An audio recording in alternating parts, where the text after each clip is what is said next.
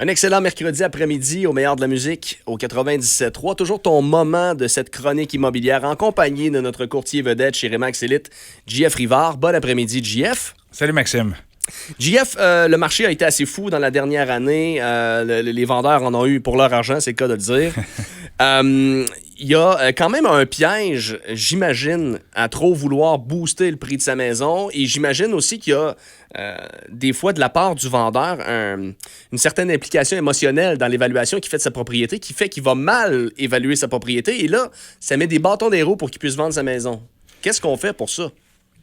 Effectivement, c'est sûr que chaque propriétaire est toujours en amour avec sa maison. Fait que c'est normal que notre maison vaut toujours plus cher que celle du voisin, même s'ils sont identiques. Ça va toujours être comme ça. Okay. Ce qui est un peu, moi, mon travail, c'est de vraiment, même si la personne est attachée, parce que c'est normal, c'est notre maison, on est là depuis 10, 15, 20 ans, c'est même nous qui l'a bâti, on a fait certaines améliorations, on a fait la toiture, ci, ça. Puis moi, là, je suis vraiment comme la personne qui va arriver puis dire, voici qu'est-ce qui s'est vendu là, dans ton secteur, puis voici pourquoi que chez toi, il faudrait demander un prix qui est juste. Exemple, pour un jumelé, ça serait 200 000. Parce que tous tes voisins sont vendus à peu près là, dans ces eaux-là. Un avait un air climatisé, l'autre avait telle affaire. Fait qu'on se réajuste.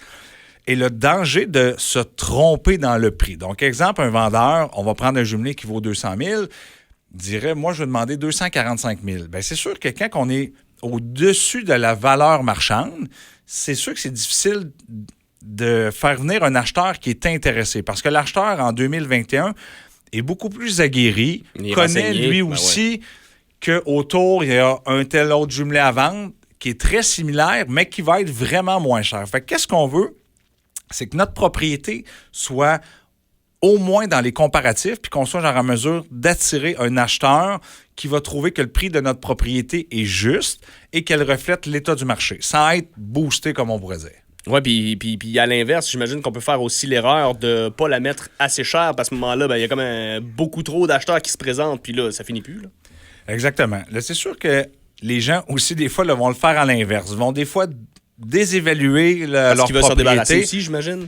Succession, personnes âgées. Tu sais, là, des fois, là, les gens sont un petit peu plus pressés, mais mettre un prix trop bas, c'est pas nécessairement mieux aussi. Parce que des fois, là, les gens me disent, hey, moi, là, je l'ai mis à un prix, que j'ai eu 14 visites aujourd'hui.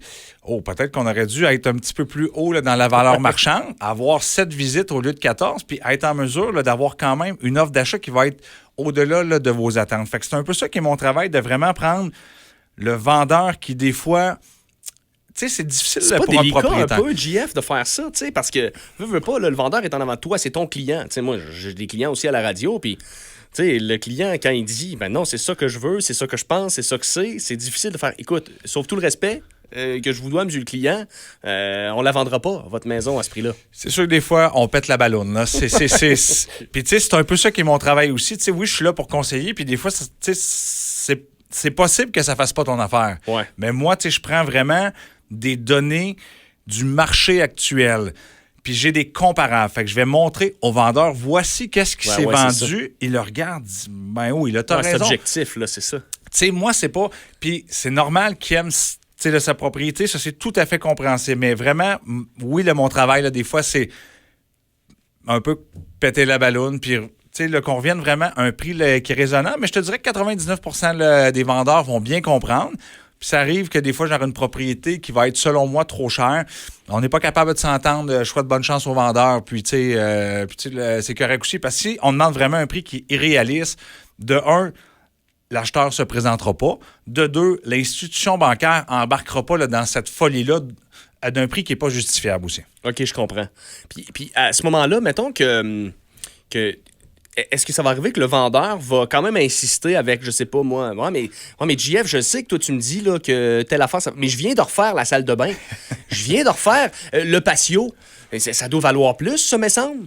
Encore là, j'imagine qu'on utilise des comparables. Effectivement. Chaque rénovation amène son lot là, de valeur ajoutée. Mais tu sais, je vais prendre un exemple sur une toiture. Tu viens de refaire le toit là, de ta maison flambant neuf, ça te coûte 10 000 $. Est-ce que ta maison vaut 10 000 $ supplémentaires? La réponse est non. C'est sûr. Si ton toit coule, elle vaut 10 000 de moins, par exemple. Fait que tu sais, là, c'est là que ça vient. Mais juste que, tu sais, à un moment donné, le refaire le toit, c'est obligatoire. Mettons. Fait qu'on va être obligé de le refaire, c'est une nécessité. Mais Effectivement, on ne peut pas se mettre à ajouter chaque rénovation pour se dire j'ai mis 10, 15, j'ai refait ma salle de bain, puis là, on se met toujours à ajouter là, sur le prix, le demander. Mais des fois, ce qu'on peut faire, c'est qu'on peut faire un essai. Tu sais, moi, le but, là, c'est toujours que le vendeur soit satisfait. Fait que si moi, je pense que ça vaut 200, lui pense qu'on est à 210, est-ce qu'on peut faire un essai pendant 30 jours? Oui. Puis on se réajuste selon la réponse du marché. Ça aussi, là, c'est des trucs là, qui peuvent être faits. Puis des fois, là, le vendeur se rend compte après 30 jours, il dit, Jean-François, c'est plate, mais je pense que tu avais raison. Fait qu'on va se réajuster. Là, puis c'est correct aussi. T'sais, ça aussi peut être une façon de le faire. C'est plus en douceur comme ça. Et de cette façon-là, on va voir le fameux prix revisé sur une pancarte et d'où l'importance d'aller visiter souvent le jfrivard.com. Comme ça, on est au fait de tous ces mouvements sur le marché-là. JF, merci infiniment. Si tu es à l'écoute du meilleur de la musique en ce moment, tu as de l'intérêt. Toi aussi, tu sens que tu es peut-être en subjectivité dans l'évaluation du prix de ta maison, mais peut-être qu'un peu d'objectivité de JF et de son équipe, ça ferait pas de tort. 740-0288, jfrivard.com ou l'équipe JF Rivard sur Facebook. Merci JF, à la semaine prochaine. Merci.